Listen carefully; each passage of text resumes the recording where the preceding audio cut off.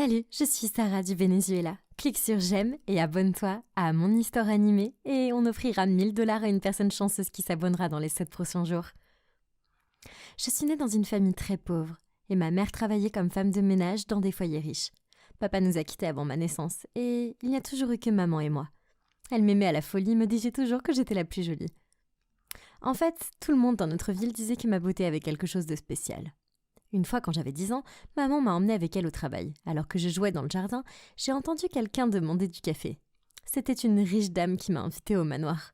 « Je peux te l'offrir, mais tu es si petite, sais-tu seulement comment on fait du café ?»« Oui, je sais. Je le fais toujours pour ma mère. » Je me suis précipitée dans la cuisine et j'ai préparé le meilleur café du monde pour elle. La riche dame était très impressionnée. Quelques jours plus tard, maman est entrée à la maison et m'a annoncé une nouvelle très excitante. J'allais aller dans une très bonne école. Mais ensuite, elle a lâché une bombe sur moi.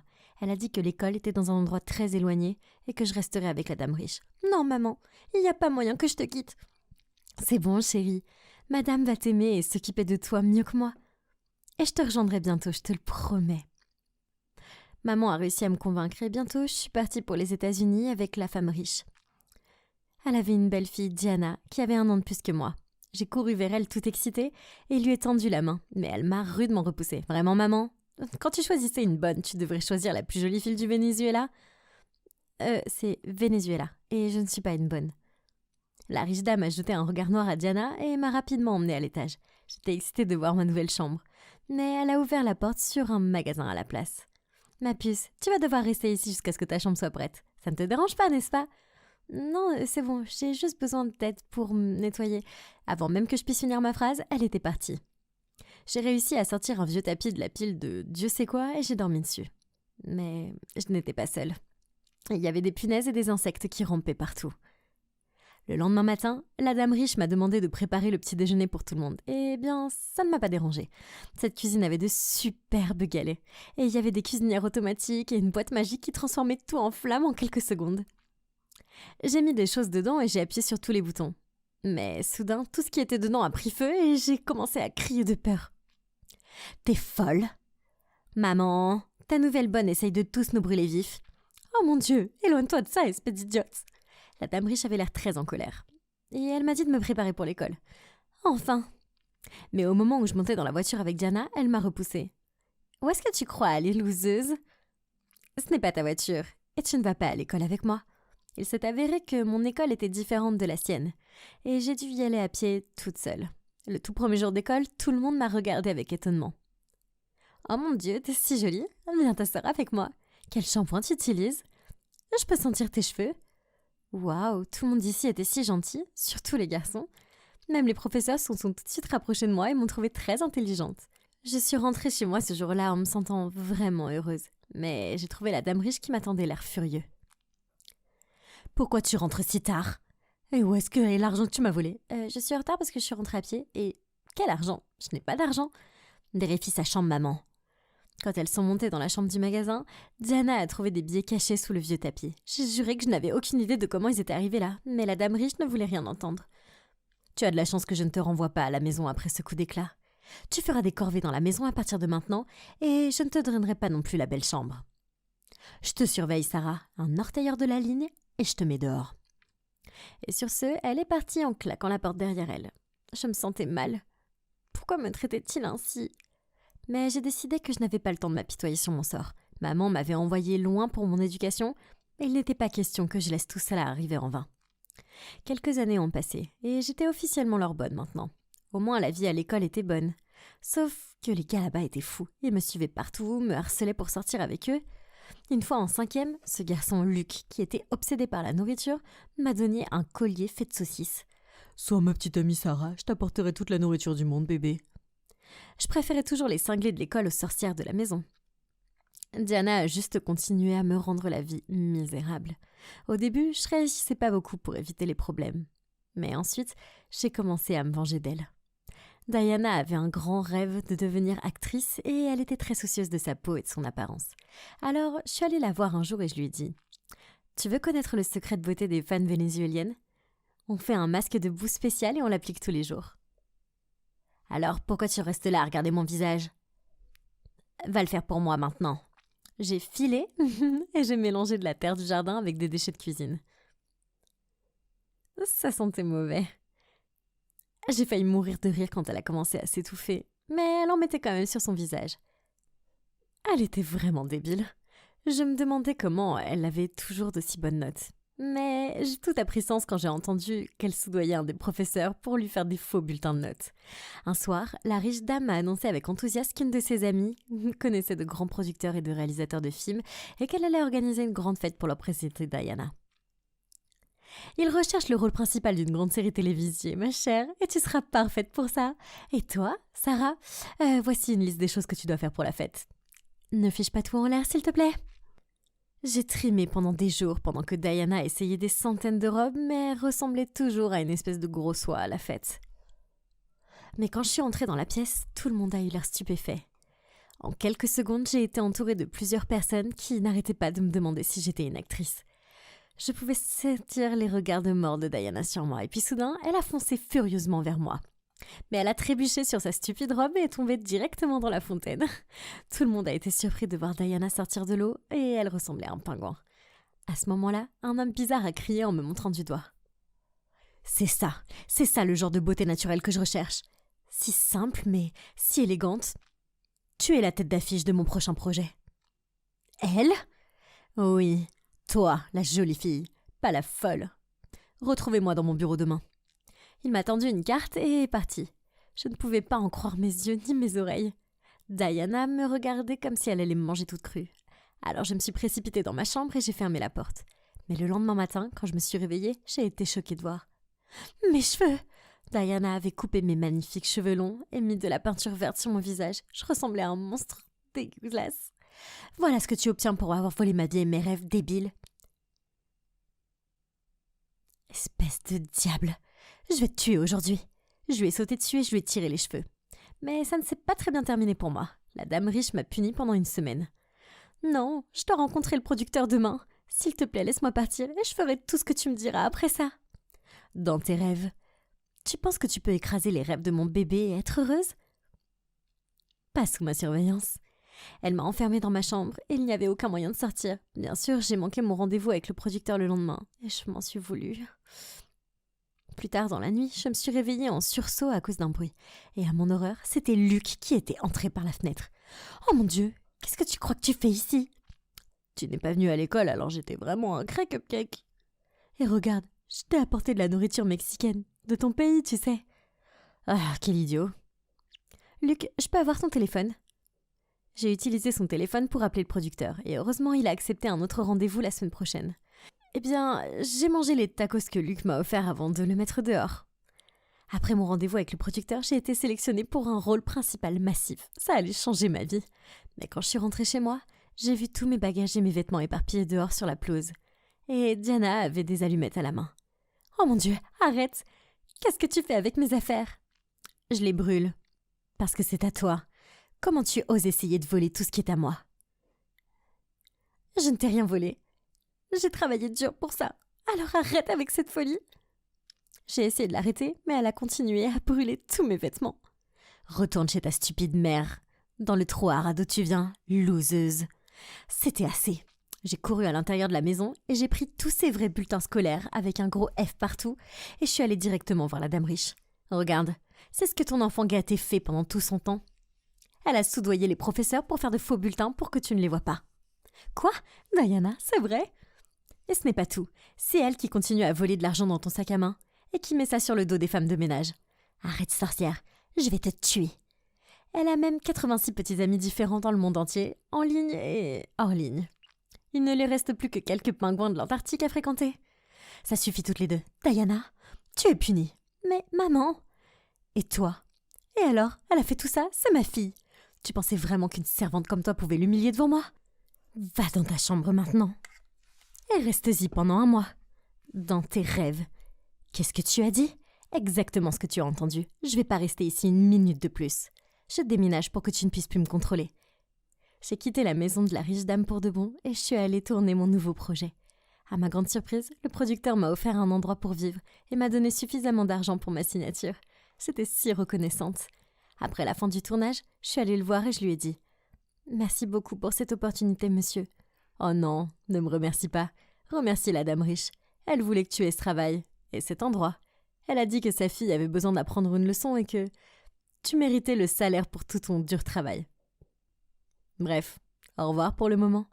Je n'arrivais pas à croire ce que la femme riche avait fait pour moi. Elle n'était pas une mauvaise personne après tout, et elle a changé ma vie pour tout. Salut, je suis Maria du Mexique. Tout le monde m'appelait la fille en cristal parce que j'étais très délicate et je risquais toujours de me faire du mal. En effet, toute ma vie, j'ai été enveloppée dans une bulle. Mais avant de continuer, n'oubliez pas d'aimer et de vous abonner à mon histoire animée. Une fois quand j'étais petite, je me suis fait mal aux 2 bras et j'ai pleuré vraiment beaucoup. Quand maman m'a vu pleurer et souffrir comme un nouveau-né, elle est devenue folle et elle est devenue encore plus folle depuis. Maria, ne va pas là-bas. Non, Maria, tu sais que tu ne peux pas jouer à la balançoire. Tu ne peux pas faire du vélo. Non, non, non! Quand j'avais 7 ans, maman a confectionné un bouclier de protection autour de moi. J'ai donc littéralement grandi dans une bulle. La vie n'était pas facile en vivant comme ça. Je n'ai jamais eu d'amis. Je ne suis jamais allée à des fêtes d'anniversaire, ou au cinéma, ni à la plage, ou faire du shopping. Mon monde se résumait à 4 murs, chez moi. J'ai même eu des cours à la maison. Maman jouait à être ma camarade de classe. Est-ce qu'il y avait quelque chose de plus bizarre que ça? Maria, tu veux qu'on passe la pause ensemble? Maman, tu n'es pas une fillette. Tu es ma mère. Je veux aller à l'école, s'il te plaît. Je t'en supplie. Oh Maria, tu es tellement rigolote. Allons jouer dans la cour. Celle qui arrive en dernier perd. Je déteste ma vie. Les années se sont écoulées et maman a décidé de changer les modèles de la bulle et elle a mis de la climatisation dedans. Ma vie était ennuyante, très ennuyante. Et maman devenait de plus en plus folle. Un jour, quand j'avais 9 ans, maman a laissé la porte d'entrée ouverte. J'ai essayé de sortir, mais ma bulle m'a bloqué au milieu de la porte. J'ai été piégée là-bas durant 3 heures. Tous mes voisins m'ont vu et se sont moqués de moi. Mais quelque chose que je n'ai jamais vu dans la vraie vie s'est approché de moi. Un petit chiot. J'ai réussi à sortir ma main de la bulle et je l'ai touché. Le chiot a bavé sur moi. Et c'était le truc le plus dégueulasse et le plus excitant au monde. Bien entendu, maman m'a puni. Pas de télé pendant 1 semaine. Mais quand j'ai eu 13 ans, quelque chose d'incroyable est arrivé. Maria, viens ici. Je veux te présenter quelqu'un. Voici Mario, ton nouvel ami. On s'est salué et maman nous a donné une liste de choses interdites et une autre liste de choses permises. Mais maman ne nous a laissé jouer qu'aux jeux d'échecs et aux puzzles. Et on ne pouvait regarder que des documentaires animaliers. Apprendre ou à laisser? Ça va aller, Madame Lopez, on fera avec. Et je le regardais comme une extraterrestre. La seule personne que je n'ai jamais vue de si près, c'était maman. Elle n'était pas très jolie. Mario avait une peau foncée et des yeux verts, et quand il parlait, il bougeait ses mains de manière exagérée. Il parlait presque avec ses mains. Mario ne voyait pas beaucoup de monde non plus. Peut-être que oui, mais sûrement pas comme moi. Mario est devenu mon meilleur ami. Avec maman, qui nous regardait tout le temps, on a inventé notre langage secret à travers le jeu d'échecs. Maria, je dois te dire quelque chose. Dis-moi, Mario. Je suis amoureux de toi. Et je suis amoureuse de toi aussi. Est-ce qu'on est en couple? Oui, on l'est. Mario et moi sommes devenus inséparables. On communiquait par télépathie. Un jour, maman a eu un très gros rhume. Mais grâce au sirop de tout, elle s'est endormie. Et oui, il était temps pour moi que je me rapproche de Mario. Psst, Mario, viens ici. Tu es sûr? Oui. Et c'est comme ça que s'est déroulé mon premier baiser. Qu'est-ce que vous pensez faire, vous deux? Mario Pinto Fresias, sors d'ici maintenant. Tu veux contaminer ma fille avec la peste? Non, maman, s'il te plaît. Madame Lopez, ne me faites pas de mal, s'il vous plaît. Et du coup, j'étais de nouveau bloquée derrière les barreaux de maman. Et je n'ai jamais plus revu Mario. Mon cœur était brisé, mais maman n'en avait rien à faire. Je suis devenue une adolescente très silencieuse. Je lisais les livres que maman m'achetait. Avec très peu d'options, j'ai créé mon monde parallèle à l'intérieur du mien. Quand je regardais un dessin dans un livre, je faisais en sorte d'entrer dedans avec mon esprit. J'étais dans la jungle, je caressais des éléphants, je me bagarrais avec des lions. Un autre jour, je volais au-dessus de la lune. J'étais une astronaute et je mettais un drapeau sur Mars. Durant les jours moins rigolos, j'entrais dans une histoire d'horreur et j'en sortais aussi rapidement. 2 ans de plus se sont écoulés et personne n'est venu me secourir. Quand j'ai eu 16 ans, j'ai réussi à convaincre ma mère que je n'allais pas me briser en 1000 morceaux. Ma méthode n'était pas très conventionnelle. Maria Lopez, descends de la table tout de suite. Tu vas te casser la main. Tu sais déjà que tu es très délicate. Je ne vais pas descendre, maman. Je ne suis pas faite de verre. Assez, Maria. Tu es punie. Je suis désolée, maman. J'ai 16 ans. Tu ne peux plus me mettre dans une bulle. Eh bien, plus de bulle alors, mais tu vas prendre ces médicaments. C'est quoi ces médicaments? Pas de question. Tu vas les prendre. Ça sonnait mieux que la bulle qui me suffoquait. J'ai donc accepté de prendre ces médicaments. Mais étrangement, j'ai commencé à me sentir faible, pratiquement incapable de sortir du lit. Ces journées-là étaient comme un cauchemar pour moi. J'étais vraiment effrayée. Je ne savais pas ce qui allait m'arriver. Et maman devenait de plus en plus folle chaque jour. J'ai eu 17 ans et j'ai décidé de ne plus prendre mes médicaments. Quand maman les a amenés, j'ai été assez lucide pour commencer à les pousser à l'intérieur de ma bouche. Quand maman était partie, je les ai recrachés et je les ai cachés dans un bocal. Je me sentais mieux sans les médicaments, mais je ne voulais pas attendre davantage. Une nuit, j'ai décidé de partir. À la gare de train, j'ai fait une liste de tous mes rêves que j'attendais de réaliser et que je n'ai pu qu'imaginer. Voyager, faire du parachute, aller dans un parc aquatique, apprendre à nager et nager dans des eaux libres, faire une course de karting, essayer une nourriture exotique, me faire des amis, me venger de maman, tomber amoureuse, écrire un livre. Tous ces rêves semblaient impossibles puisque je n'avais que moi-même et mon sac à dos. Pour voyager, j'avais besoin d'argent. J'ai commencé à chanter dans un coin et avec l'argent que je collectais, j'ai pu partir de là. J'ai dansé sous la pluie, je me suis fait des amis. Je pouvais sentir ce que ça faisait d'être en vie. Enfin, la prison c'était fini. Un jour, j'ai escaladé une falaise et quand je suis arrivée, super haut, je sentais que je pouvais respirer en toute liberté. J'ai pensé à maman et tout ce qu'elle m'a fait rater en ne me laissant pas sortir de la maison. Je me suis dit que je n'allais plus jamais laisser personne m'emprisonner de nouveau. Et bien sûr, je suis tombée amoureuse. José, le guitariste avec une peau olive et des yeux couleur miel, très beau. On a passé un mois ensemble. Il était un excellent compagnon de voyage. Je ne voulais m'attacher à rien et à personne. Mais José ne pouvait pas comprendre et il est parti. J'avais ma liste de rêves à réaliser et c'était tout ce que j'avais en tête. J'ai voyagé et voyagé. J'ai fait des choses qui m'ont excitée. Quand j'ai fait une course de karting, j'ai malheureusement eu un accident. Je me suis fait mal. Ce n'était pas parce que j'étais faite de verre, mais ça arrive simplement quand quelqu'un vit. C'était évident. Mais alors que j'étais inconsciente, ils ont appelé ma mère. Quand j'ai ouvert les yeux pour la première fois après l'accident, je l'ai vue, en gros, sur moi. Je me sentais totalement anéantie. C'était comme si toute la liberté et tout le bonheur que j'ai vécu n'ont jamais existé. Doucement, Maria, ma petite fille, je suis là pour prendre soin de toi. Regarde ce qui t'arrive. Non, maman, je ne veux plus que tu prennes soin de moi. Tu me rends malade. Désolée, Maria. Voici la règle. J'ai ta garde parce que tu ne peux pas prendre soin de toi-même. Tu ne vas pas t'en sortir comme ça. Je pense que les médicaments te rendent un peu confuse. Maman va prendre soin de toi. Reste calme. Et juste comme ça, je pouvais parler au médecin avec la télépathie. Parce que, avec tout le hasard du monde, c'était Mario. Mario, Dieu merci, c'est toi, tu dois me sauver. Bien sûr, Maria, je ne vais plus jamais te laisser partir.